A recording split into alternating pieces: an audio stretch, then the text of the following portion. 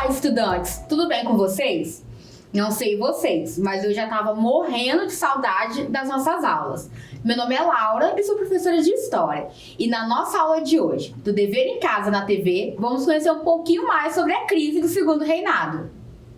Para vocês que estão acompanhando a gente, essa é uma aula do 8º ano dos anos finais do ensino fundamental.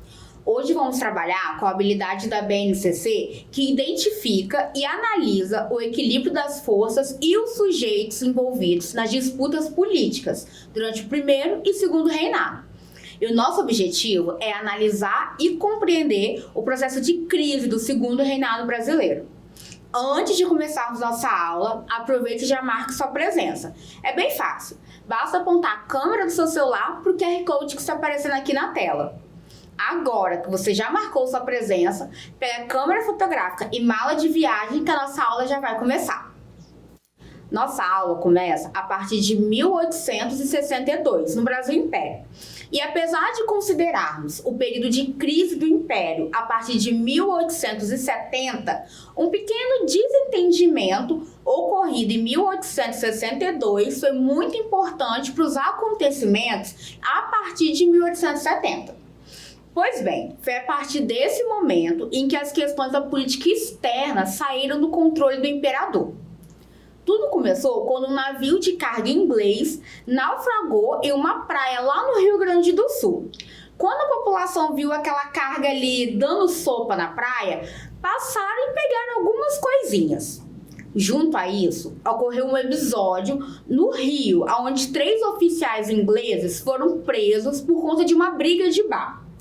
O diplomata inglês que estava aqui no Brasil, William Christie, não gostou nada disso e passou a exigir um pedido de desculpas e uma indenização por parte do Brasil. A questão foi levada para uma corte internacional, que, adivinhe, deu causa-ganha para o Brasil, o que fez com que as relações entre o Brasil e Inglaterra saíssem um pouco abaladas, além do comércio dos brasileiros. Ainda na política externa, temos a questão da Cisplatina. E para explicá-la, precisamos voltar um pouquinho no tempo. Desde o período colonial, a região da Cisplatina passou a ser disputada entre Portugal e Espanha. Mais tarde, essa mesma região, que é essa aqui em vermelho, passou a ser chamada de Colônia do Sacramento. E a disputa passou a ser entre o Brasil e a Argentina, que fica aqui embaixo. Em 1828, a região então se tornou independente e surgia o Uruguai. Acontece que o Brasil nunca aceitou muito bem ter perdido essa região e vivia dando pitaco ali dentro. A gente voltando então lá para o ano de 1863, ocorreu no Uruguai uma disputa política entre 2 partidos. De um lado, os blancos e do outro, os colorados. E sabe aqueles pitacos que o Brasil vivia dando lá no Uruguai? Pois bem, o Brasil enviou tropas financiando um golpe onde os colorados tiraram do poder um presidente eleito pelos blancos. Esse episódio marcou então o início da Guerra da Tríplice Aliança. Você já ouviu falar na Guerra da Tríplice Aliança? Aqui no Brasil, esse nome não é muito utilizado e conhecemos essa guerra por outro nome. Talvez você a conheça por Guerra do Paraguai. Mas então por que esse nome Guerra da Tríplice Aliança? Calma que eu já te explico. Mas antes, a gente precisa entender como foi a guerra para depois entender o nome. O estopim dela foi a questão política dentro do Uruguai. Isso porque o presidente e ditador do Paraguai, recém-eleito Solano Lopes, estava ao lado dos blancos, pois via neles apoio para poder utilizar o porto de Montevidéu, que é a capital do país, já que o Paraguai não possui saída para o mar. Já o Brasil e a Argentina apoiavam os colorados e até vimos que o Brasil ajudou eles a chegar no poder. E aí, o que acontece? Só para demonstrar para vocês. Essa daqui é a bandeira do Uruguai, essa é a bandeira do Paraguai e já essa daqui, ó, é a bandeira dos blancos e essa o dos colorados. Todo mundo que estava junto nessa guerra. Porém, a chegada dos colorados ao poder atrapalhava Solano Lopes, que agora não tinha mais o aval para poder usar o porto. Solano então disse que se o Brasil continuasse a intervir nas questões do Uruguai, ele iria invadir o nosso país e tomar a parte da região do Mato Grosso. Porque, aqui é o Paraguai e o Mato Grosso é mais ou menos aqui. Assim, ele teria uma saída direta para o mar. Dom Pedro não acreditou nas ameaças do vizinho e continuou a ajudar os colorados lá no Uruguai. Só que Solano cumpriu sua promessa. Os paraguaios aprisionaram uma embarcação brasileira que estava lá navegando pelo Rio Prata e invadiram a colônia do Mato Grosso. Depois seguiram em direção à Argentina, pois eles queriam utilizar a fronteira da Argentina com o Brasil para poder auxiliar os blancos lá no Uruguai.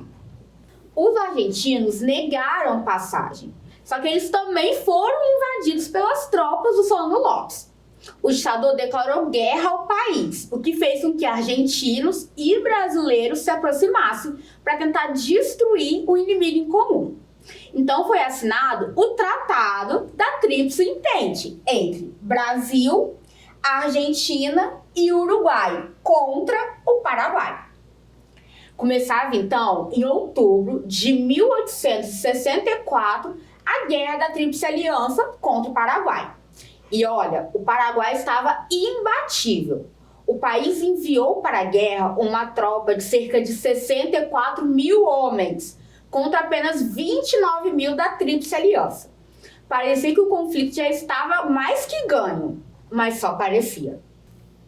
O exército brasileiro estava todo em campo de batalha e somava 20 mil homens, junto aos 9 mil que foram enviados para a Argentina e Uruguai junto, não tinham nem chance contra o Solano Lopes. Porém, com o passar da guerra, o próprio imperador criou os Voluntários da Pátria. Ele se inscreveu como sendo o primeiro a alistar-se para ajudar o país na guerra. O governo contava com o patriotismo da nação e, claro, fornecia algumas vantagens a esses voluntários, como, por exemplo, um prêmio de 300 mil réis, lotes de terra em colônias militares, preferência nos empregos públicos, patentes oficiais, liberdade aos escravos que se voluntariassem, além de assistência a órfãos e viúvas e mutilados de guerra. Isso fez com que o exército brasileiro tivesse um ganho muito grande de soldados, chegando a 140 mil homens.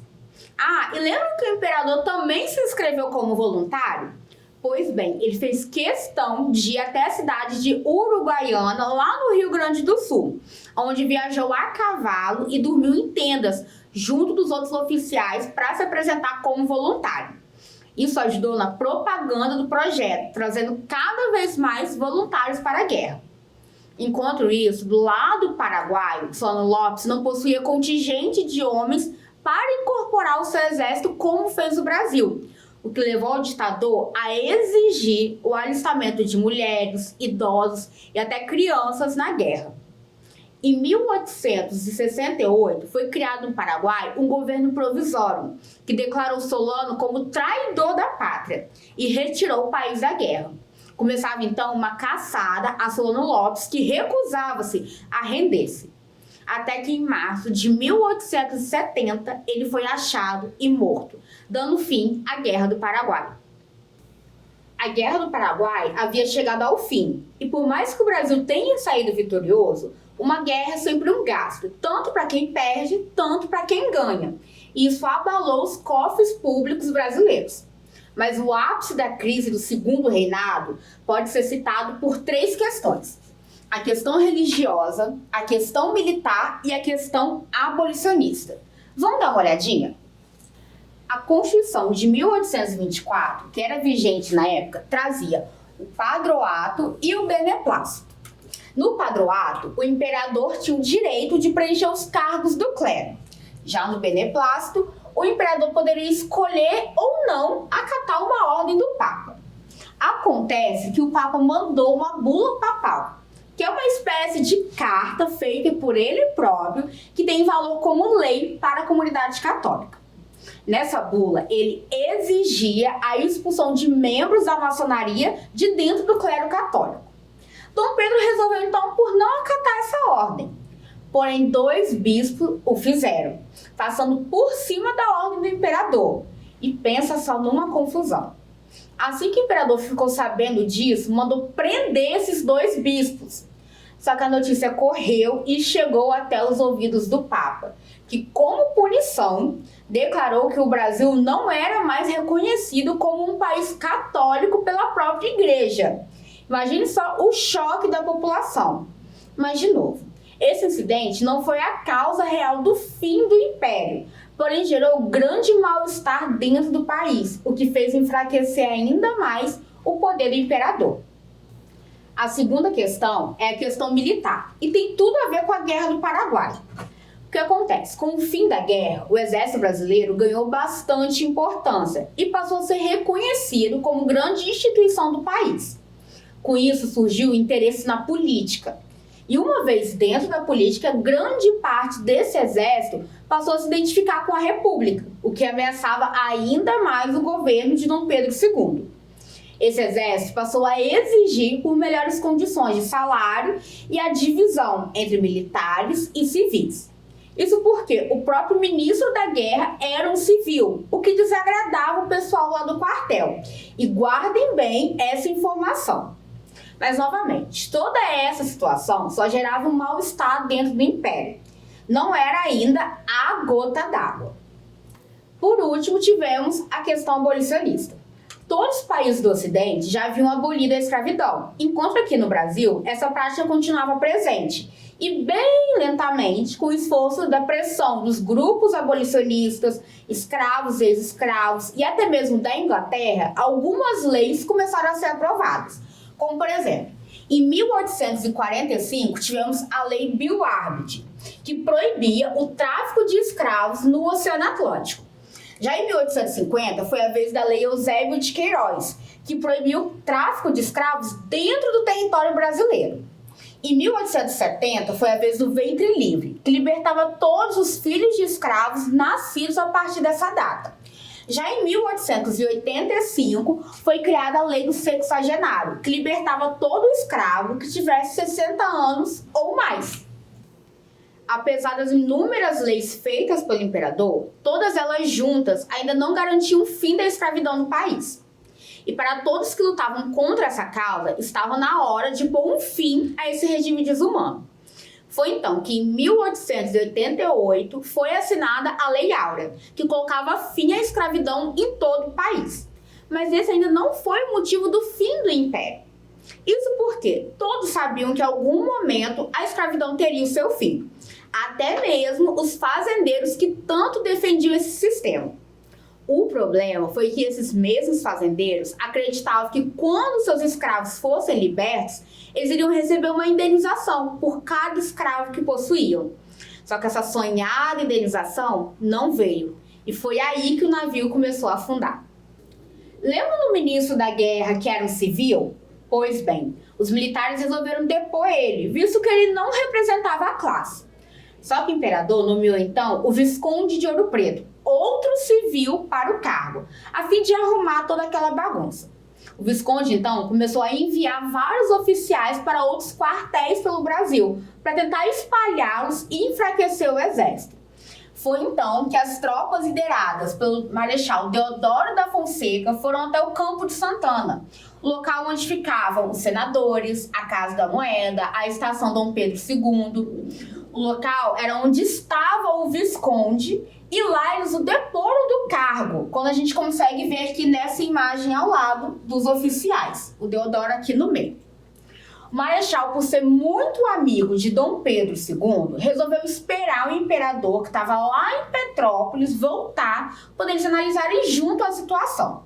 Só que naquela madrugada, de 15 para 16 de novembro, bateram na casa do Marechal, dizendo que o imperador já estava no Rio de Janeiro e que ele pretendia nomear um inimigo pessoal de Deodoro para o novo cargo de ministro da guerra. Foi então que, de pijamas, o Marechal Deodoro da Fonseca declarou a proclamação da República do Brasil. Chegou então a hora da nossa interação de hoje e teremos um caça-palavras inspirado em tudo que vimos hoje. Eu quero ver só quem vai conseguir achar todas as palavras. Mas antes, se você ainda não marcou presença na nossa aula, não perde tempo. É bem fácil. Basta apontar a câmera do seu celular pro QR Code que está aparecendo aqui na tela. Vamos lá?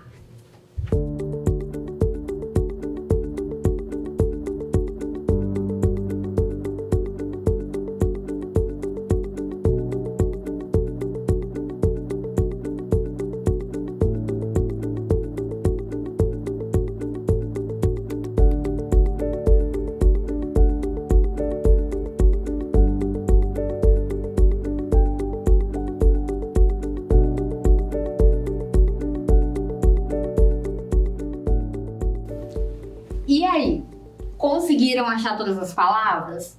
Vamos dar uma olhadinha aqui na resposta, ver se a gente consegue achar.